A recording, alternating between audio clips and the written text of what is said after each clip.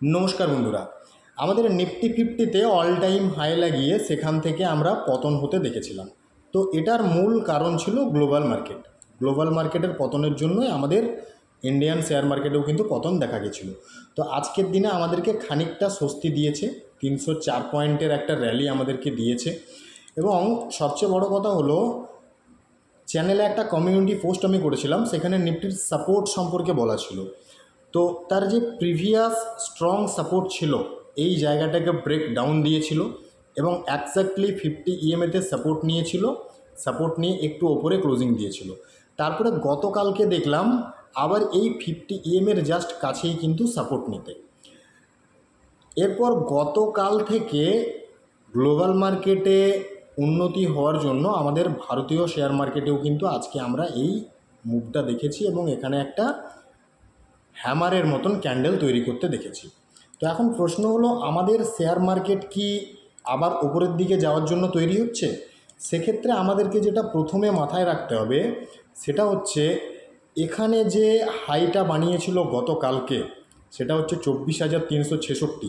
এই 24,366-র ওপরে যতক্ষণ না একদিন দুদিন বা বৃহস্পতি শুক্রবারটা স্টে করছে, ততক্ষণ পর্যন্ত কিন্তু এটা বলা যায় না। তো যেহেতু আমাদের এখানে নিফটিতে একটা বাউন্স ব্যাক নেওয়ার মতন পরিস্থিতি তৈরি হয়েছে এবং গ্লোবাল মার্কেটও খানিকটা ভালো পজিশনের দিকে যাচ্ছে, তো সেই দিক থেকে আমরা যদি দেখি এই 24,366-র ওপরে মার্কেট স্টে করছে, সেক্ষেত্রে ফার্দার কিন্তু আবার ওপরের দিকে যাওয়ার একটা সম্ভাবনা থেকে যাবে। তো মার্কেট যদি ওপরের দিকে যায়, তাহলে দুটি স্টক আমরা র্যাডারে রাখতে পারি। সেই দুটি স্টক নিয়ে ডিসকাস করব, কিন্তু মনে রাখবেন আমি কোনো রকম বাই সেল বা হোল্ডের রেকমেন্ডেশন দিচ্ছি না। আমি আমার টেকনিক্যাল ভিউ জাস্ট আপনাদের সাথে এডুকেশনাল পারপাস শেয়ার করে নিচ্ছি। কাজেই নিজের ফিনান্সিয়াল অ্যাডভাইজারের সাথে কথা না বলে ডিসিশন নেবেন না। প্রথমেই যে স্টকটি নিয়ে কথা বলবো সেটি হলো আইইএক্স, ইন্ডিয়ান এনার্জি এক্সচেঞ্জ। এই স্টকটিকে র্যাডারে রাখার যেটা মেন কারণ, সেটা হচ্ছে যেখানে ইন্ডিয়ান মার্কেট এবং গ্লোবাল মার্কেট এত নেগেটিভ ছিল, সেই জায়গাতে কিন্তু আমরা এই স্টকটিকে খুব একটা পড়তে দেখিনি।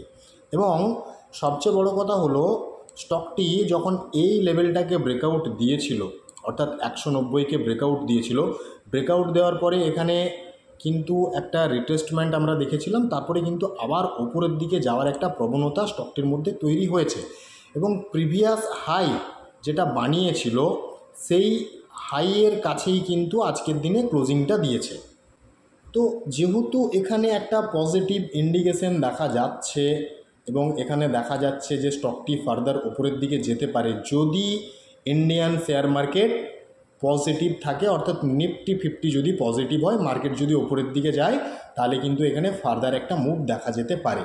এবং সেক্ষেত্রে যেটা মাথায় রাখতে হবে সেটা হচ্ছে, অবশ্যই 198-এর ওপরে ডেলি ক্যান্ডেলে ক্লোজিং এবং অবশ্যই এই জায়গাতে ভলিউমের ইনক্রিজ যদি দেখা যায়, তাহলে এই ডে ক্যান্ডেলে কিন্তু একটা অপরচুনিটি আসার সম্ভাবনা থাকবে। কাজেই এই জায়গাটা আমাদেরকে একটু মাথায় রাখতে হবে। আমি কিন্তু কোনো রেকমেন্ডেশন দিচ্ছি না, আমি আমার টেকনিক্যাল ভিউ আপনাদের সাথে শেয়ার করছি। মার্কেট নেগেটিভ হলে কিন্তু এখানেও পতন আসার সম্ভাবনা থাকবে, কাজেই এই জায়গাটা মাথায় রাখবেন। পরের যে স্টকটি নিয়ে কথা বলবো সেটি হচ্ছে আইআরইডিএ। যদি মার্কেট পজিটিভ থাকে, তাহলে এই স্টকে কিন্তু একটা মুভ আসার সম্ভাবনা থাকতে পারে। কারণ হচ্ছে কি, আমরা এখানে 50 ইএমআইটাকে লাগিয়ে রেখেছি এবং 100 ইএমআই লাগিয়ে রেখেছি। আমরা দেখতে পাচ্ছি স্টকটি এর আগে কিন্তু অলরেডি যখন 50 ইএমআইকে ব্রেক ডাউন দিয়েছিল, এখানে 100 ইএমআইতে সাপোর্ট নিয়ে কিন্তু বাউন্স ব্যাক দেখিয়েছিল। এবং এইবারের যখন মার্কেটে আমরা পতন দেখলাম, আমরা দেখলাম 50 ইএমএর খুব কাছাকাছি এসে কিন্তু স্টকটি আজকে একটা হ্যামারের মতন ক্যান্ডেল বানিয়েছে। আর আমরা কি জানি, যখন কোনো স্টক ডাউন ট্রেন্ডে থাকে, তখন যদি হ্যামারের মতন ক্যান্ডেল বানায়, তাহলে কিন্তু এখানে একটা ওপরের দিকে যাওয়ার মতন সিচুয়েশন তৈরি হয়। তো আমরা এখানে কিন্তু সেরকমই একটা সিনারিও দেখতে পাচ্ছি।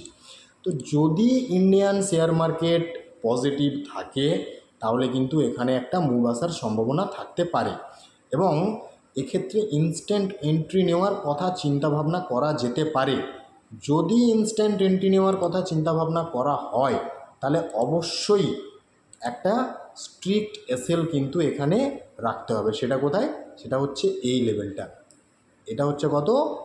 233-এর কাছাকাছি। কারণ অলরেডি আমরা দেখেছি এখানে একবার সাপোর্ট স্টকটি নিয়েছিল এবং সেই জায়গার থেকেই কিন্তু বাউন্স ব্যাক দেখানোর চেষ্টা করছে। এরপরে এই স্টকটিতে যদি র্যালি আসে তাহলে টার্গেট কোথায় থাকতে পারে? প্রথম টার্গেট যেটা আসবে সেটা হচ্ছে এই জোনটা, অর্থাৎ যেখানে স্টকটি কিছুদিন কনসলিডেশনের মধ্যে ছিল, 269। এবং এই 269টাকে যদি ব্রেক করে, ওপরের দিকে ব্রেকআউট দেয়, তাহলে কিন্তু আমরা নিয়ার ফিউচার আবার নতুন হাই বানাতে দেখতে পারি আইআরইডিএকে। কাজেই আইআরইডিএ ওয়াচ লিস্টে থাকবে যদি ইন্ডিয়ান শেয়ার মার্কেট পজিটিভ থাকে। বাকি এই ভিডিও থেকে কোনো রকমের বাই, সেল বা হোল্ডের রেকমেন্ডেশন দেওয়া হচ্ছে না। অবশ্যই নিজের ফিনান্সিয়াল অ্যাডভাইজারের সাথে কথা বলবেন, তারপরে ডিসিশন নেবেন। ধন্যবাদ।